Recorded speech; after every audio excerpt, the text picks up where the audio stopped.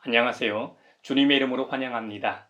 지난 한 주간도 다들 평안하셨는지요?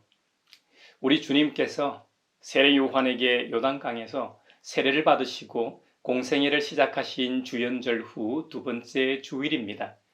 주님은 우리의 연약함을 동정하지 못하시는 분이 아닙니다. 그는 모든 점에서 우리와 마찬가지로 시험을 받으셨지만 죄는 없으십니다. 그러므로 우리는 담대하게 은혜의 보좌 앞으로 나아갑시다. 그리하여 우리가 자비를 받고 은혜를 입어서 제때에 주시는 도움을 받도록 합시다. 이렇게 우리에게 은혜 베풀기를 원하시는 하나님께서 우리를 부르셨습니다. 사랑하는 형제 자매 여러분, 이제 우리의 마음과 뜻을 다하여 영과 진리로 주님을 찬양하며 예배합시다. 아멘. 사도신경으로 우리의 신앙을 고백합시다. 나는 전능하신 아버지 하나님, 천지의 창조주를 믿습니다. 나는 그의 유일하신 아들, 우리 주 예수 그리스도를 믿습니다.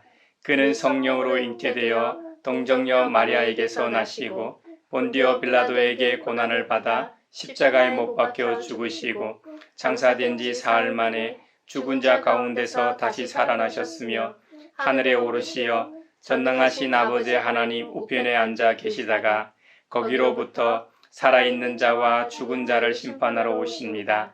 나는 성령을 믿으며 거룩한 공교회와 성도의 교제와 죄를 용서받는 것과 몸의 부활과 영생을 믿습니다. 아멘.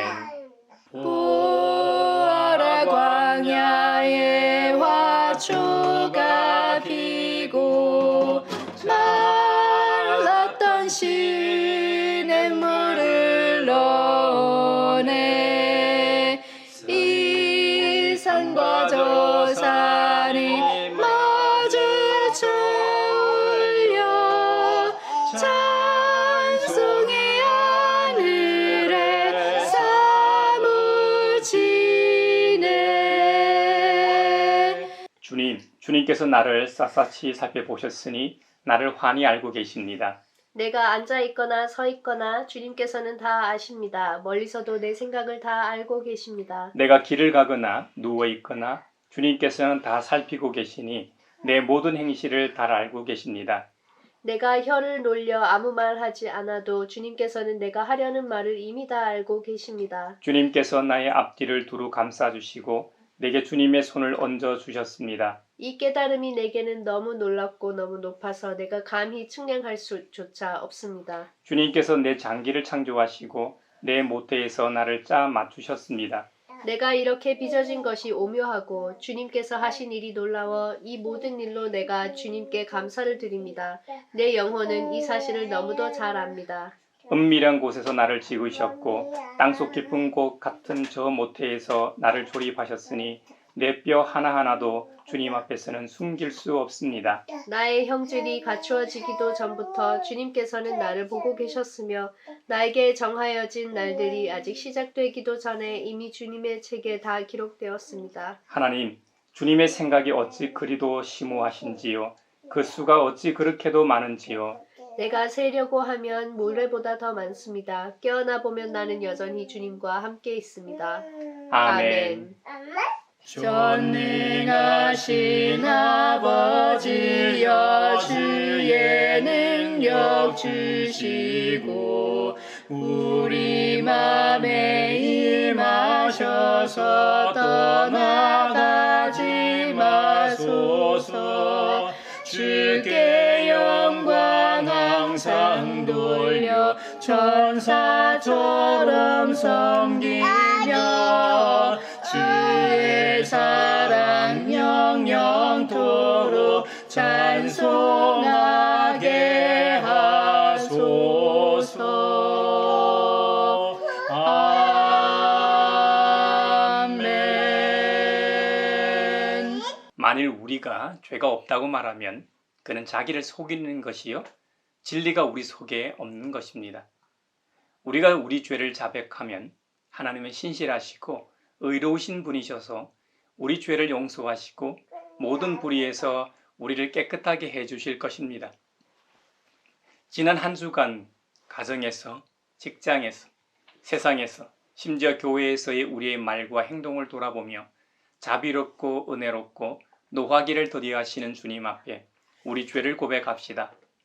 주님께서 저에게 은총을 베푸시는 것이 사실이면 우리의 악과 우리의 죄를 용서해 주시고 모든 불의에서 우리를 깨끗하게 해주시고 우리를 주님의 자녀로 삼아 주시옵소서. 내 마음속을 비추시는 주님, 어둠에서 나를 지켜주소서. 내 마음속을 비추시는 주님, 당신 사랑 안에 쉬리라. 내 마음속을 비추시는 주님, 어둠에서 나를 지켜주소서. 내 마음속을 비추시는 주님, 당신 사랑 안에 쉬리라.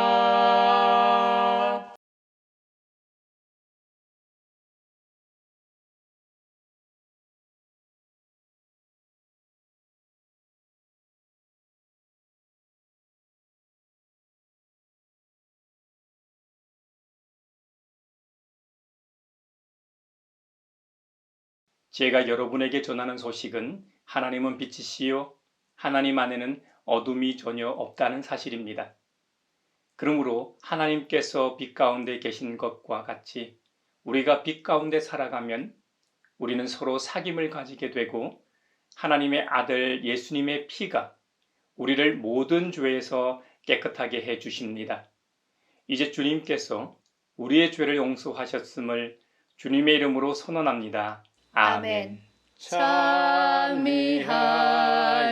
찬미하여라 오 나의 영혼아,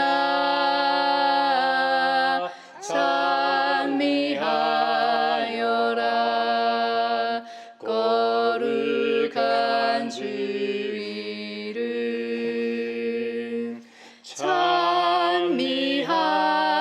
찬미하여라 오 나의 영혼아,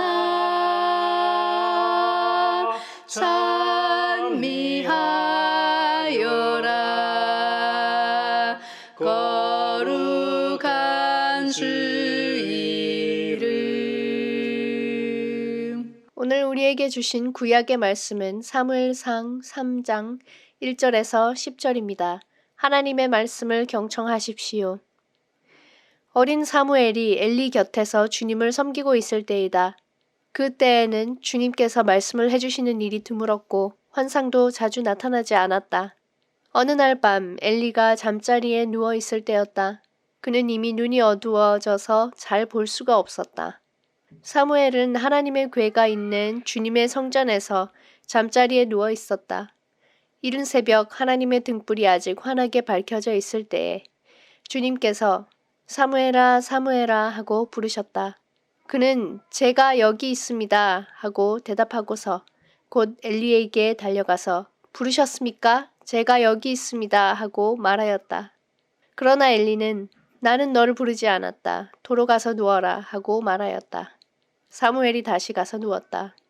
주님께서 다시 사무엘아 하고 부르셨다. 사무엘이 일어나 엘리에게 가서 부르셨습니까? 제가 여기 왔습니다 하고 말하였다. 그러나 엘리는 얘야 나는 너를 부르지 않았다. 도로 가서 누워라 하고 말하였다. 이때까지 사무엘은 주님을 알지 못하였고 주님의 말씀이 그에게 나타난 적도 없었다. 주님께서 사무엘을 3번째 부르셨다.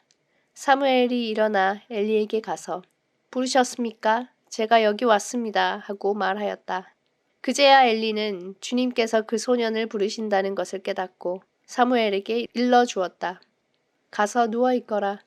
누가 너를 부르거든 주님 말씀하십시오. 주님의 종이 듣고 있습니다 하고 대답하여라. 사무엘이 자리로 돌아가서 누웠다.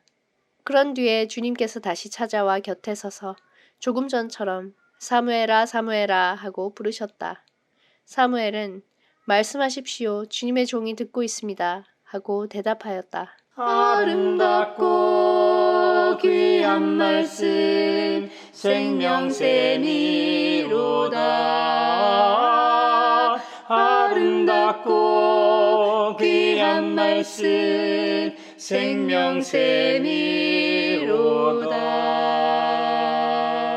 오늘 우리에게 주신 서신의 말씀은 고린도전서 6장 12절에서 20절입니다.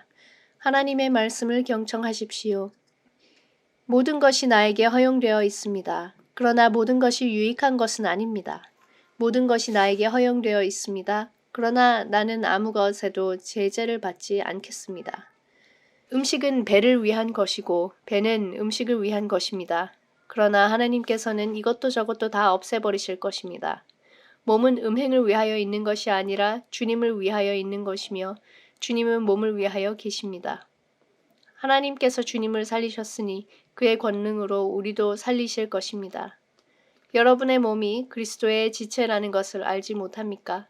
그런데 내가 그리스도의 지체를 떼어다가 창녀의 지체를 만들 수 있겠습니까? 그럴 수 없습니다. 창녀와 합하는 사람은 그와 한 몸이 된다는 것을 알지 못합니까? 두 사람이 한 몸이 될 것이다 하고 하신 말씀이 있습니다. 그러나 주님과 합하는 사람은 그와 한 영이 됩니다. 음행을 피하십시오. 사람이 짓는 모든 죄는 자기 몸 밖에 있는 것이지만 음행을 하는 자는 자기 몸에다가 죄를 짓는 것입니다. 여러분의 몸은 여러분 안에 계신 성령의 성전이라는 것을 알지 못합니까? 여러분은 성령을 하나님으로부터 받아서 모시고 있습니다. 여러분은 여러분 자신의 것이 아닙니다. 여러분은 하나님께서 값을 치르고 사들인 사람입니다. 그러므로 여러분의 몸으로 하나님을 영화롭게 하십시오. 아름답고 귀한 말씀 생명샘이로다. 아름답고 귀한 말씀 생명샘이로다. 오늘 우리에게 주시는 복음의 말씀은 요한복음서 1장 43절로 51절입니다. 주님의 말씀을 경청하십시오. 다음 날 예수께서 갈릴리로 떠나려고 하셨다. 그때 빌립을 만나서 말씀하셨다. 나를 따라오너라. 빌립은 베세다 출신으로 안드레와 베드로와 한 고향 사람이었다. 빌립이 나다나엘을 만나서 말하였다. 모세가 율법책에 기록하였고 또 예언자들이 기록한 그분을 우리가 만났습니다. 그분은 나사렛 출신으로 요셉의 아들 예수입니다. 나다나엘이 그에게 말하였다. 나사렛에서 무슨 선한 것이 나올 수 있겠소? 빌립이 그에게 말하였다. 와서 보시오. 예수께서 나다나엘이 자기에게로 오는 것을 보시고 그를 두고 말씀하셨다. 보아라, 저 사람이야말로 참으로 이스라엘 사람이다. 그에게는 거짓이 없다. 나다나엘이 예수께 물었다. 어떻게 나를 아십니까? 예수께서 대답하셨다. 빌립이 너를 부르기 전에 네가 무화과 나무 아래에 있는 것을 내가 보았다. 나다나엘이 말하였다. 선생님은 하나님의 아들이시요 이스라엘의 왕이십니다. 예수께서 그에게 말씀하셨다. 네가 무화과 나무 아래에 있을 때에 내가 너를 보았다고 해서 믿느냐? 이것보다 더 큰 일을 네가 볼 것이다. 예수께서 그에게 또 말씀하셨다. 내가 진정으로 너희에게 말한다. 너희는 하늘이 열리고 하나님의 천사들이 인자 위에 오르락내리락 하는 것을 보게 될 것이다. 이것은 주님의 말씀입니다. 하나님 감사합니다. 아름답고 귀한 말씀 생명샘이로다. 아름답고 귀한 말씀 생명샘이로다. 사회를 위하여 기도합니다. 지난 10일 정부 당국은 새 부동산 대책을 발표하며 30년 이상 된 주택은 안전진단 없이 재건축을 허락하고 소형 신축 빌라를 추가로 매입하는 다주택자는 세금을 면제해주겠다고 발표했습니다. 부자들의 세금을 감면한다고 집세가 내리는 것도 아니고 부동산 투기를 조장하는 이 대책은 서민을 위한다고는 하지만 무주택자와 다주택자의 빈부격차를 더욱 악화시키고 무리한 대출로 가계부채를 악화시킬 위험이 있다는 지적이 있습니다. 빈부격차를 해소해야만 사회가 지속 가능할 수 있는 상황에서 한국의 정치 경제가 바로 서게 하소서. 우리 기도를 들어주시고 주님의 평화를 내려주소서.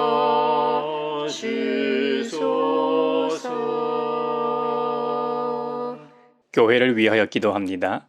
최근 오산에 위치한 두 교회가 합병하는 일이 있었습니다.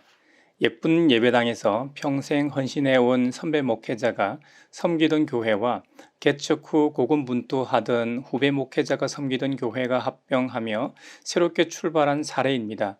베이비 부머 세대의 은퇴와 인구절벽, 고령화 시대를 맞은 한국 교회의 대안으로 평가되고 있습니다.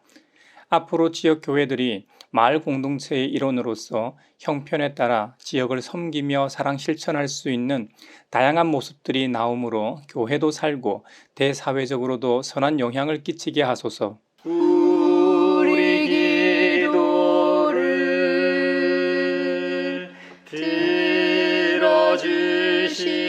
들어주시고 주님의 평화를 내려주소서. 세계를 위하여 기도합니다. 예멘 후티 반군이 지난 3개월간 하마스와 이스라엘의 전쟁을 계기로 이란의 지원을 받으며 홍해의 선박들을 공격해왔습니다. 민간 선박들이 경제적 피해를 감수하고 아프리카 대륙을 둘러 우회해야 하는 상황입니다. 그래서 지난 11일 미국과 영국이 후티 반군 군사시설을 겨냥한 공습을 시작했습니다. 중동의 전쟁의 스케일이 더 커지고 있는 듯 합니다.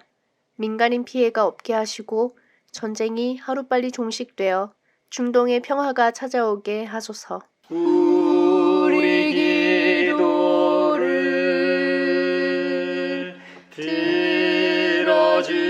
들어주시고 주님의 평화를 내려주소서.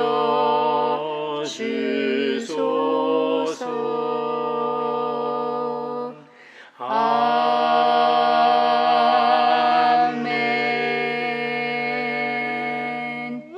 여러분에게 있어 하나님은 어떤 분이십니까? 무신론자나 회의론자들은 모든 종교에서 믿고 있는 신이라는 존재 자체를 의심하거나 아예 존재하지 않는다고 생각합니다. 안타깝게도 우리가 믿는 하나님도 거기에 포함됩니다. 현대 과학의 발달로 인해 무신론자들이 많아진 것은 사실이나 신의 존재를 부정하는 것은 아주 오래되었습니다.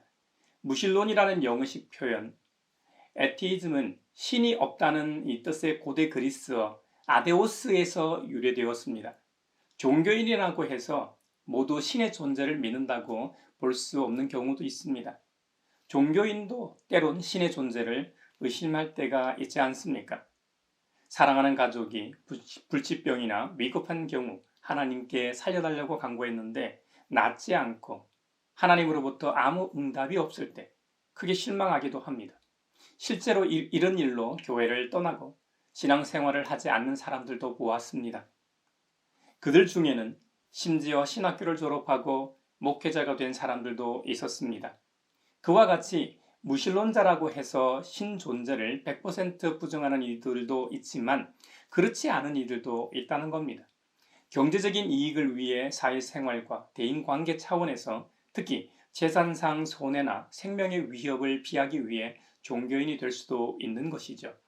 초대교회 때 로마 콜로세움에서 사자의 밥이 되는 순간에도 신앙을 저버리지 않은 사람이 있는가 하면 생명의 위협 속에 하나님의 존재를 거부하는 이들도 있었기 때문이죠. 반대로 오늘날에도 개종하지 않으면 생명의 위협이 있는 경우에는 무신론자도 개종할 수 있는 것이죠. 또 이런 경우도 있을 겁니다. 신이 존재하지 않더라도 종교의 존재가 도움이 된다고 생각하는 경우, 그 종교가 설파하는 교리 중 일부를 받아들이기 위해 종교인이 되는 사람도 있으니까요. 이런 면에서 무신론의 스펙트럼도 참 다양한 셈이죠. 무신론의 발달에 여러 이유가 있겠지만 오늘날 탈종교 시대를 맞이하는 가장 큰 이유는 과학기술의 발전일 겁니다. 이전에는 인간이 닿을 수 없는 세계를 자연과학이 설명하고 있기 때문이죠. 이전에는 그런 자연현상을 신화나 종교가 그 역할을 했는데 이제는 그 자리를 자연과학이 대신하고 있기 때문에 탈종교화를 가속화하거나 종교의 역할을 축소시키고 있는 것은 분명한 것 같습니다. 번개를 예로 들어보죠. 그리스 로마 신화의 제우스, 북유럽 신화의 토르, 인도 신화의 인드라 등은 다 번개를 주장하는 신이었습니다. 지금도 번개를 직접 맞으면 큰일 나지만 옛날에는 정말 두렵고 경이로운 대상이었습니다. 그런데 고도로 발달한 과학으로 인해 이런 자연현상을 과학적으로 설명해 주니까 어떻습니까? 비구름 속 온도 차이로 인해 전하가 양전하와 음전하로 분리되고 지면에서 구름 아래쪽의 음전하 때문에 양전하의 양이 증가하게 된다고 합니다. 이렇게 형성된 양전하와 음전하의 이 전자교류로 인해 전기가 방출되는데 이것이 우리가 눈으로 보는 번개, 벼락 혹은 낙뢰라고 하는 것이죠. 번개도 여러 형태로 치죠. 별다른 가지치기 없이 말끔한 모양으로 한 방 크게 쾅 하고 내리꽂히는 번개는 양전하를 띠는 번개라고 합니다. 복잡한 모양으로 퍼져나가면서 반짝이는 번개는 음전하를 띠는 번개라고 하더라고요. 화산이 폭발하는 곳에서 화산재가 하늘로 높이 치솟으면서 발생하는 화산성 번개도 있습니다. 번개 발생의 원인이 규명되므로 제우스나 토르나 이 인드라가 번개를 땅에 던진 게 아니라는 사실은 분명해졌습니다. 예전에는 이런 초자연 현상을 신들의 능력이라고 설명했는데 무신론에서는 이런 물리 법칙이라고 할까요? 자연 현상들을 인간이 설명하지 못하는 부분을 초월적인 존재, 즉 신이 한다고 하는 것은 틈새의 신에 불과하다고 가장 유명한 무신론자이면서 특히 그리스도교를 격렬하게 공격하는 리차드 도킨슨과 같은 과학자가 주장합니다. 창조주 하나님께서는 피조 세계에 사사건건 관여하는 분이 아니십니다. 가장 핵심적인 죄의 근원을 해결하기 위해 친히 이 땅에 내려오셔서 그 죄의 문제를 해결해 주셨죠. 그 외 일반적으로는 우리 인간들에게 이 세상 만물을 잘 관리하고 다스리라고 양심의 빛을 심어 놓으셨습니다. 그래서 인간은 기본적으로 하늘에 반하는 생각이나 행동을 하게 되면 양심의 가책을 누가 뭐라고 안 해도 자기 스스로 가지는 것입니다. 양심의 가책에서 더 감동이 있는 사람은, 더 마음의 울림이 있는 사람은 사랑을 실천하는 단계로 나아갑니다. 사랑의 실천은 자기 희생을 동반하죠. 가장 큰 자기 희생은 죽음까지 희생해서 타인을 사랑하기도 합니다. 아주 드문 케이스이긴 하지만 분명히 있죠. 저는 이 모든 것은 하나님이 살아계시기 때문에 가능하다고 봅니다. 아니라면 진화의 과정에서 가장 강한 자만 살아남게 되겠죠. 내가 힘이 세서 타인을 짓밟고 그들의 것을 빼앗는데 뭐가 문제가 되겠습니까? 그리고 사회도 그런 쪽으로 적자생존, 약육강식으로 발전하게 될 겁니다. 하지만 우리 사회는 하나님을 믿든 안 믿든 공동체 차원에서 그런 일을 방지하려는 쪽으로 발전하고 있죠. 그것은 진보적인 정권이냐 보수적인 정권이냐 상관없이 좀 더 보편적인 방향으로 나아가고 있습니다. 물론 이런 발전 과정에서도 개인적인 일탈이나 집단적 반란과 독점 현상은 있겠지만 역사적으로 볼 때 결과적으로 선하고 좋은 방향으로 흘러가고 있는 것이 창조주 하나님께서 처음 이 모든 것을 설계하셨고 지금도 살아계신 이유라고 믿습니다. 그런 하나님이 살아계시다면 말이죠. 그 주님이 우리를 그것도 개개인의 모든 삶을 샅샅이 살펴보고 계시고 환히 다 알고 계실 거라 저는 믿습니다. 성경에는 곳곳에 그렇다고 기록하고 있습니다. 내가 앉아 있거나 서 있거나 아무도 보는 이 없는 집이나 깊은 산속에 있어도 보고 계시고 나의 생각까지 다 알고 계십니다. 내가 길을 가거나 안락한 침대에 누워 있거나 내가 침묵할 때나 말을 할 때도 역시 보고 계십니다. 내가 내 어머니 태중에 있을 때도 하셨고 내가 어머니 태중에 자리 잡도록 하신 분이 바로 하나님이십니다. 그래서 우리가 하나님을 생명의 근원이 되신다고 고백하고 의지하는 것입니다. 우리는 이 사실을 잊지 말아야 합니다. 우리는 하나님 앞에서 살아가는 자들입니다. 하나님 앞에서 살아가는 것을 라틴어로 코람 데오라고 합니다. 하나님 앞에서가 무슨 의미입니까? 하나님의 임재를 의미합니다. 스카푸레너 찬양사역자의 앨범 다윗의 장막 7집에 보면 쇠카이나 영광이라는 곡이 있죠. 스카푸레너가 쇠카이나라고 한 말은 히브리어인데요. 머물다는 의미의 임재를 의미합니다. 쇠카이나는 영은식 표현이고 실제 히브리식 이 표현은 쉐키나이죠. 구약 성경에는 정확히 쉐키나라는 단어 대신에 머물다는 뜻의 쉐칸으로 기록되어 있죠. 아무튼 이 천지 만물을 만드신 분이 계시다면 그분이 계시지 않는 곳은 없는 것이죠. 모든 곳에서 무소부재하신 하나님의 임재를 우리는 경험할 수 있습니다. 저 개인적으로 대자연 속에서 특히 잘 느낍니다. 창조 때의 모습은 아닐지라도 그곳에서는 인간의 훼손으로 덜 왜곡된 피조 세계가 있기 때문이죠. 하나님께서는 자연 피조물 속에 하나님의 신성과 능력을 새겨 놓으셨기 때문입니다. 우리가 얼굴과 얼굴을 대하며 서로 마주보는 것처럼 보신다는 의미가 아닙니다. 하나님의 거룩한 영이 우리와 함께 하신다는 의미입니다.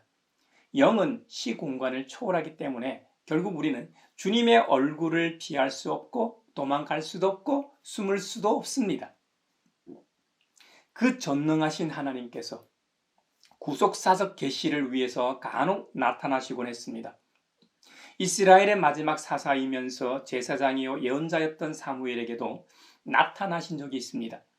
하나님께서 이스라엘을 위해 사무엘을 선택하실 때 나타나셨습니다. 사무엘은 출생 때 이미 어머니 한나가 하나님께 드린다고 소원했기 때문에 아주 어릴 때부터 성전에서 생활했습니다. 당시 제사장은 엘리였는데 꼬마 사무엘이 엘리 곁에서 주님을 섬기는 일을 돕고 있었습니다. 그때는 주님께서 말씀을 해주시는 일도 드물었고 환상도 자주 나타나지 않았던 시기였습니다. 그런데 어느 날 밤 엘리 제사장은 잠자리에 누워 있었고 꼬마 사무엘은 하나님의 궤가 있는 주님의 성전에서 잠자리에 누워 있었습니다. 이른 새벽 갑자기 음성이 들려왔습니다. 사무엘아 사무엘아. 꼬마 사무엘은 엘리 제사장이 부르는 줄 알고 얼른 뛰어가 제가 여기 있습니다 하고 대답하며 엘리 제사장에게로 달려갔죠. 그런데 엘리 제사장은 나는 너를 부르지 않았다. 도로 가서 누우라고 말하였습니다.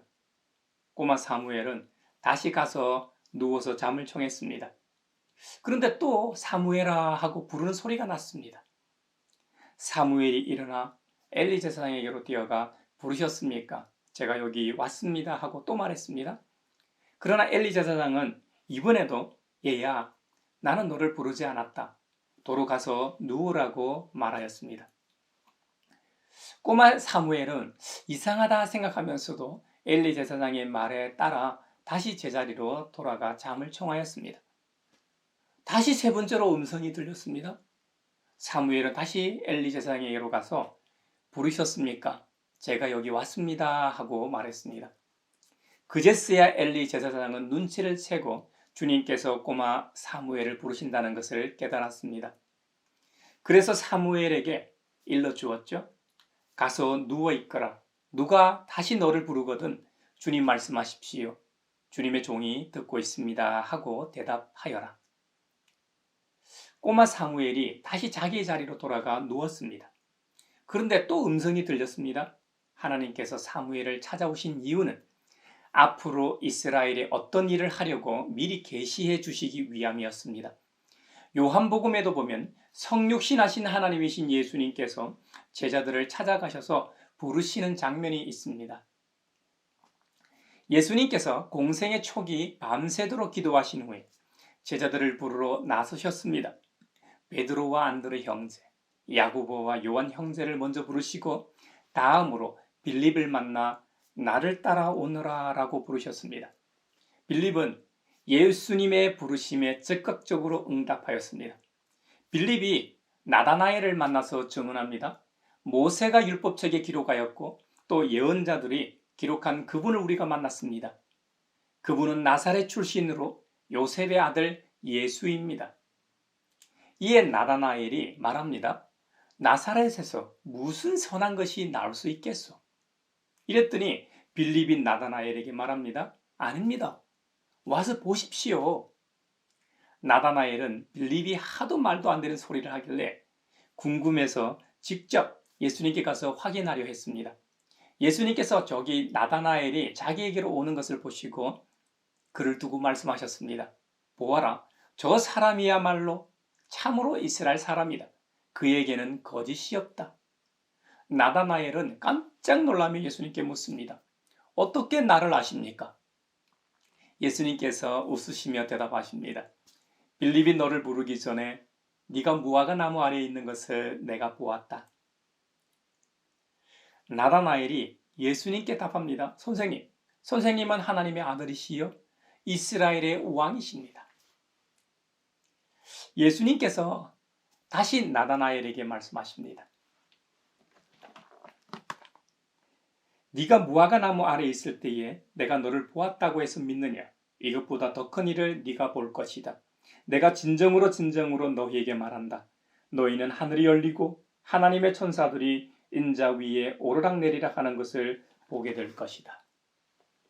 구약시대 꼬마 사무엘이나 신약시대 빌립이나 나다나엘을 통해서 볼 때 하나님과의 만남은 우리의 요청에 의해서가 아닙니다. 물론 드물긴 하지만 인간의 요청으로 나타나시기도 합니다. 대부분은 하나님의 일방적인 출현이었습니다. 인간의 요청에서 중요한 것은 참회와 회개였습니다. 잘못을 깨닫고 주님께 고하고 부르짖을 때 용서의 차원에서 다시 나타나셨습니다. 제가 하나님께서 나타나셔야만 부르심이 성립한다고 말하는 이유는 그것이 오직 은혜이기 때문입니다. 우리의 구원도 하나님의 일방적인 은혜입니다. 우리의 어떤 노력이나 공로가 아닙니다. 인정받을 만한 어떤 선한 행위 때문에 구원받는 것이 아닙니다. 오직 예수 그리스도의 십자가의 대속의 은혜를 믿는 믿음으로만 구원을 받기 때문입니다.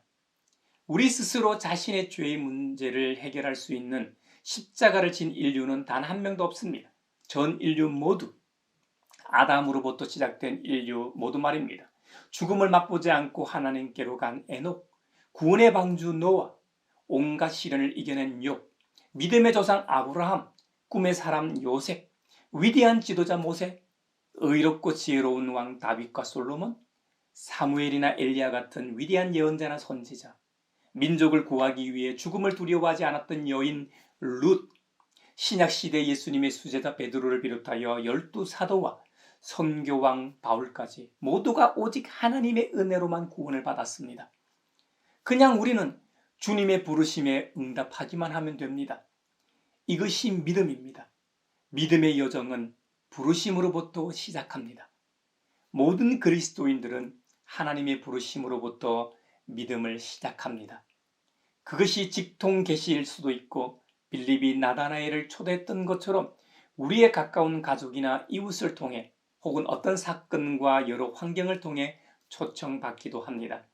대부분은 이런 경우일 겁니다. 여러분, 믿음은 우리 스스로 믿기로 시작한다고 해서 믿음이 생기는 것이 아닙니다.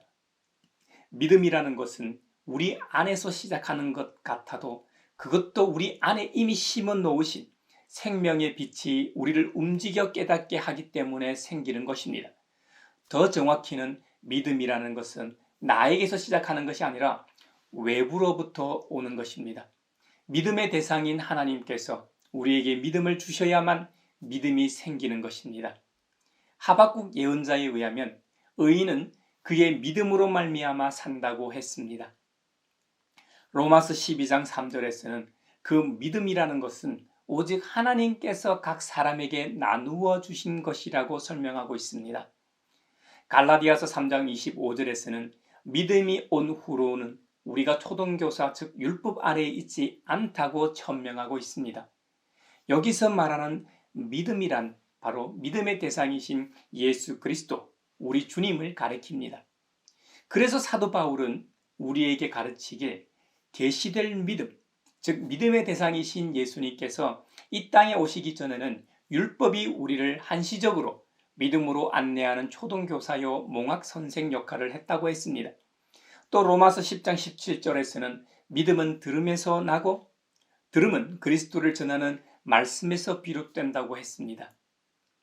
믿음이라는 것이 믿음의 대상이신 주님의 말씀을 들음으로써 생기기도 하고 자라간다는 겁니다. 우리가 성경을 읽어야 하는 이유가 바로 믿음 때문입니다. 뭔가에 대해 궁금하고 더 잘 알기 위해서는 그것에 대해서 공부를 하든지 알아야 합니다. 또 사랑하는 이가 생기면 그건 그나 그녀가 더 잘 알기를 원하고 더 깊이 알기를 열망하기 마련입니다. 우리가 그리스도인으로서 하나님을 알려면 우리를 죽기까지 사랑하신 그리스도 우리 주님에 대해 더 깊이 더 넓게 알려면 그분의 말씀인 성경을 읽어야만 가능합니다. 그리스도인으로서 성경을 읽지 않는다면 뭐가 잘못된 것이겠죠? 뭔가 잘못된 것이겠죠. 바른 모습은 아닙니다. 데살로니가 후서 1장 3절에 보면 믿음이 더욱 자라고 너희가 다 각기 서로 사랑함이 풍성함이니 하고 교훈하고 있습니다. 주님의 말씀으로 인해 믿음이 더욱 자라가게 되면 어떻게 되느냐? 예수님 말씀처럼 서로 사랑하게 된다는 겁니다. 결국 사랑이라는 것도 믿음에서 시작한다는 것이죠. 바울이 디모데에게 교훈한 디모데전서 1장 5절에서도 사랑이라는 것은 거짓 없는 믿음에서 우러나오는 것이라고 말한 바 있습니다. 손양훈 목사님도 보면 자식을 죽인 원수를, 그것도 장남 차남을 죽인 철천지 원수를 어떻게 용서할 수 있었을까요? 우리를 죽기까지 사랑하신 주님을 믿었기 때문입니다. 주님을 믿는다고 다 그렇게 할 수 있는 것은 아닙니다. 손양훈 목사님은 믿음의 사람들 중에서도 정말 특별한 믿음을 가진 분임에 틀림없습니다. 제가 생각할 때는 그리스도교 2000년 역사를 볼 때도 믿음의 최고봉 중에 최고 중에 하나일 겁니다. 결국 주님은 우리를 왜 부르셨을까요? 서로 사랑하라고 부르셨습니다. 서로 사랑하기 위해서는 믿음이 있어야 합니다. 우리가 얼마나 큰 은혜를 입은 사람인지를 깨달을 때 서로 사랑할 수 있는 힘이 생깁니다. 아버지 하나님의 한없는 사랑을 깨닫게 되면 그때야 비로소 다시 태어나게 됩니다. 새롭게 거듭난다는 의미는 이것입니다. 갈라디아서 2장 20절에 나는 그리스도와 함께 십자가에 못 박혔습니다. 이젠 살고 있는 것은 내가 아닙니다. 그리스도께서 내 안에 살고 계십니다. 내가 지금 육신 안에서 살고 있는 삶은 나를 사랑하셔서 나를 위하여 자기 몸을 내어주신 하나님의 아들을 믿는 믿음 안에서 살아가는 것입니다. 할렐루야! 이것이 우리의 신앙 고백입니다. 이것이 우리 모두의 신앙 고백이 되어야 합니다. 그럴 때 진정한 그리스도인이 되는 것입니다. 사랑하는 형제자매 여러분, 모든 것이 우리에게 허용되어 있습니다. 그러나 모든 것이 유익한 것은 아닙니다. 하나님께서는 태초에 우리에게 욕망이라는 것을 심어 놓으셨죠. 그러나 그 욕망을 어떻게 사용하느냐는 우리에게 달려 있습니다. 사도 바울은 고린도전서 6장에서 고린도 교회에 있는 문제를 하나 언급합니다. 음식은 배를 위한 것입니다. 우리는 맛있고 영양가 있는 음식을 섭취함으로 건강하게 살아갈 수 있습니다. 음식 얘기를 하니까 점심시간이 다 돼 가기 때문에 여러분 중에는 점심에 먹을 음식이 생각나는 분들도 혹 계실 겁니다. 그만큼 살아가는 우리에게는 음식이 중요합니다. 하지만 그 음식이 중요하다고 해서 음식을 먹고 소화하고 온갖 생리작용을 하는 배와 그 안에 있는 장기와 음식을 위해 존재하는 것은 아닙니다. 이 장기가 음식을 위해 존재하는 것은 아닙니다. 바울이 이 말을 하는 것은 자연과학이나 의학적으로 생리작용을 무시하는 말이 아닙니다.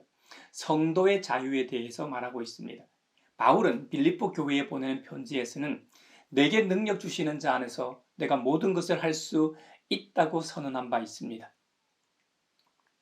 성도의 자유는 과연 무제한적인가 하는 것을 말하고 있습니다. 성도의 자유를 잘못된 편견을 가지고 방종을 정당화하는 수단으로 사용한 경우도 있습니다. 바울 당시 영지주의자들은 물질과 육체를 경시했습니다. 또 어떤 경우는 모든 것을 할 수 있다는 이 말씀을 육체의 방종과 잘못된 결혼 생활에 적용해 성적 욕구를 채우는 데 정당화하기 위해 오용한 경우도 있습니다. 그리스도인의 경우는 자신에게 주어진 자유를 마음껏 향유하지만 바울처럼 그 일이 하나님의 영광을 위한 것인지 주님의 몸된 교회와 이웃들에게 유익한 것인가를 항상 자문해 보아야 합니다. 무엇보다 복음의 증인으로서 그 자유와 그 일이 그리스도 우리 주님을 증거하는 일에 선한 영향을 주는가 생각해야 합니다. 우리 그리스도인들은 나의 만족과 유익을 위해서만 사는 자들이 아니기 때문이죠. 고린도 교회의 경우 우상에게 바친 음식으로 인해 논쟁이 있었습니다. 우상에게 바친 음식이라 할지라도 몸을 위하여 믿음으로 얼마든지 먹을 수 있습니다. 반면 믿음이 약한 교우들이 있는 경우 우상에게 바친 음식을 먹는 모습으로 인해 시험이 들어 걸려 넘어질 수도 있겠죠. 만일 음식이 내 형제 자매를 실족하게 한다면 바울의 경우는 영원히 고기를 먹지 않으므로 형제를 실족하지 않게 했습니다. 바울처럼 고기를 영원히 입에 대지 않는 극단적인 처방은 아니더라도 그 상황에서는 안 먹을 수 있어야 합니다. 이것이 진리 안에서 진정으로 자유하는 것입니다.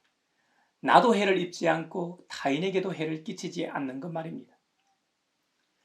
그래서 바울은 자신에게 모든 것이 허용되어 있음에도 불구하고 주님의 영광을 위하여 그리고 주님의 몸된 교회와 복음 사역을 위해 절제하며 하나님을 영화롭게 했습니다. 바울은 고린도전서 6장에서 특히 음행에 대해 강조하고 있습니다. 왜냐하면 우리 안에 성령님의 성전이 존재하기 때문입니다. 우리가 하나님으로부터 성령님을 받아서 모시고 있는 사람들입니다. 갈라디아서 2장 20절 말씀을 앞서 살펴보았듯이 우리가 예수님을 믿고 살아가는 시간들은 이전에 우리의 모습으로 살아가는 것이 아닙니다. 우리 안에 계신 그리스도와 함께 살아가는 시간들입니다. 그러므로 우리는 말과 혀로만 하나님을 믿는다고 하나님의 자녀라고 해서는 안 됩니다. 우리의 삶을 통해 말해야 합니다. 우리의 삶이라는 것은 우리의 말과 행동으로 증명됩니다. 우리의 말은 우리의 행동을 통해 증명되는 법입니다. 그것이 우리의 삶이요 인생으로 결말을 맺습니다. 그러므로 우리 모두는 우리 몸으로 하나님을 영화롭게 해야 합니다. 사도 바울은 음행 문제가 심각했던 고린도 교회의 이 이슈를 콕 집어서 설명했지만 우리는 삶의 전 영역에서 우리가 만나는 사람들, 교회 식구들인 믿음의 형제 자매들을 포함하여 여러분의 가족들, 직장 동료들, 학교 학우들, 이 사회에서 한순간 접촉하고 만나는 사람에게도 심지어 타 종교인들이나 나에게 적대적인 사람들까지도 포함하여 모두에게 믿음으로 대해야 합니다. 믿음이 성장하고 좋을수록 사랑이 발현되게 되어 있습니다. 가장 믿음이 좋으신 분이 우리 예수님이시죠. 그래서 그분은 아버지께서 다시 살리실 것을 확실히 믿고 십자가의 길을 걸어가실 수 있었습니다. 주님의 부르심에는 차별이 없습니다. 우리 주님은 우리 각자를 부르시고 나 몰라라 하시는 분이 절대로 아니십니다. 그분은 우리가 주님을 따라 살 수 있도록 믿음을 주십니다. 그 믿음은 주님의 말씀을 읽고 들으면서 자라가게 됩니다. 믿음이 성장하며 타인을 사랑하는 마음도 자라가게 됩니다. 그래서 믿음만큼 사랑하는 법입니다. 주님께서 우리를 부르신 진짜 이유는 서로 사랑하게 하기 위해서입니다. 예수님께서 구약 성경을 어떻게 요약하셨습니까? 하나님 사랑, 이웃 사랑으로 요약하지 않으셨습니까? 그리고 새 계명을 주시며 서로 사랑하라고 명하셨습니다. 이것이 최종 명령입니다. 내가 믿음이 있다고 하면서 사랑하지 못한다면 우리의 믿음이 진짜인가 점검해야 합니다. 사랑하는 형제자매 여러분, 우리 모두가 주님의 부르심에 응답하길 바랍니다. 주님이 부르셨다는 것은 믿음이 이미 시작되었다는 신호입니다. 이제는 그 믿음이 건강하게 잘 자라게 주님의 생명의 말씀을 매일 읽고 듣고 묵상해야 합니다. 그러다 보면 어느 순간 자신도 놀랄 만큼 믿음이 성큼 성장해 있는 자신을 발견하게 될 겁니다. 그 믿음이라는 것은 생각으로만 느껴지는 것이 아닙니다. 사랑이라는 것이 믿음에서 나온다고 했잖아요. 결국 사랑하는 모습을 통해 여러분의 믿음을 확인하게 될 겁니다. 우리 모두가 많이 사랑할 수 있는 장성한 분량까지 자라가길 주님의 이름으로 축원합니다.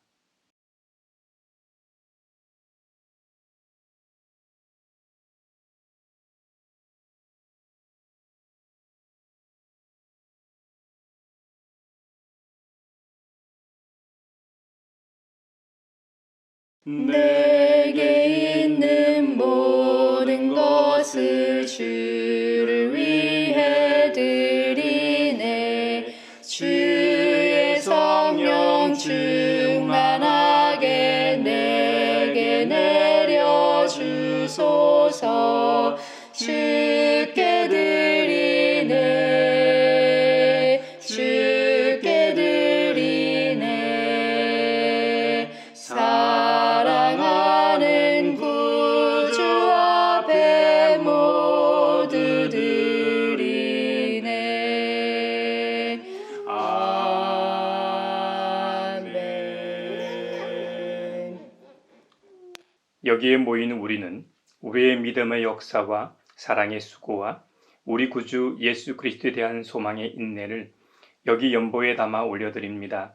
주님께서 말씀하신 대로 인색함으로나 억지로 하지 않고 생명의 빛이신 주님 안에서 주님만을 따르며 살게 하심에 감사하여 각각 그 마음에 정한 대로 즐거운 마음으로 바치오니 향기로운 예물이 되게 하소서. 은혜의 주님, 우리의 정성을 어여삐 여기시어 주님께서 베푸신 은혜에 비하면 보잘것없지만 말씀하신 대로 미리 구별하여 드리오니 기쁘게 받으시옵소서. 우리의 가진 것이 비록 적어도 바치는 기쁨은 더 커지고 비록 버는 것이 적어도 나누는 즐거움은 더욱 넘쳐 우리 믿음의 소문이 각처에 퍼지게 하소서. 우리 주님 예수 그리스도의 이름으로 감사하며 기도하옵나이다. 아멘. 그 선한 힘에 고요히 감사하여 그 놀라운 평화를 누리며 나 그대들과 함께 걸어가네. 나 그대들과 한 해를 여네. 주께서 밝히신 작은 촛불이 어둠을 헤치고 타오르네. 그 빛에 우리 모두 하나 되어 온누리에 비추게 하소서. 그 선한 힘이 우리를 감싸시니 믿음으로 일어날 일 기대하네. 주 언제나 우리와 함께 계셔. 하루 또 하루가 늘 새로워. 서로 평화 인사를 나누겠습니다. 주님의 평화를 빕니다. 주님의 평화를 빈다 얘들아. 주님의 평화가 여러분과 함께 하시길 바랍니다. 이제 축도하겠습니다. 시간의 주인이신 아버지 하나님께서 지난 한 해를 감사로 기억하며 새로운 희망과 믿음으로 2024년 갑진년 새해를 맞이하고 있는 여러분에게 복의 복을 내려주셔서 언제 어디서나 여러분을 지키시기를 원하며 주님께서 그분의 인자한 얼굴을 여러분에게 비추사 필요에 따라 물질과 건강과 은혜 베푸시기를 원하며 주님께서 여러분이 하는 일과 가정과 자녀들과 함께 하시길 원하며 주님의 몸된 하나의 거룩하고 보편적인 사도적인 모든 교회와 우크라이나 러시아 전쟁과 이스라엘 하마스 전쟁이 종식되어 샬롬의 은혜가 있길 원하며 지진재해로 고통받고 있는 일본 니카타 현의 시민이 빨리 일상으로 돌아갈 수 있기를 원하며 한반도 평화 통일과 함께 하시길 원하며 이 시간에도 하나님 나라와 예수 그리스도 복음 전파를 위해 수고하고 있는 선교사들과 함께 하시길 원하며 오늘 말씀처럼 하늘의 거룩한 부르심에 응답하여 믿음으로 주님께서 당부하신 말씀대로 서로 사랑하러 세상으로 나아가는 사람들 위에 평강 주시기를 성부와 성자와 성령의 이름으로 축원하옵나이다. 아멘.